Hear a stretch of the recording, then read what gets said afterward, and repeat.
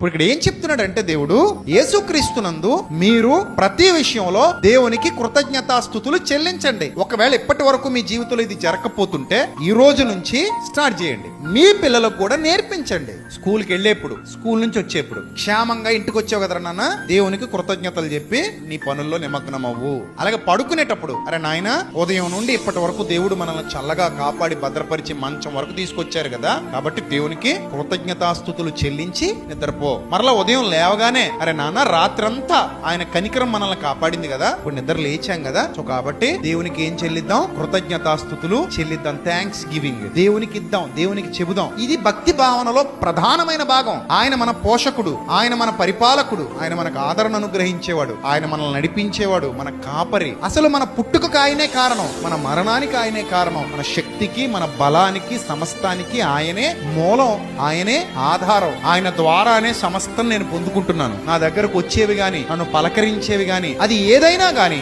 ఆయన వలననే నాకు లభించింది. ఆయన లేకపోతే నాకు ఏది రాదు, ఆయన ద్వారా కాకపోతే నాకు ఏది దొరకదు.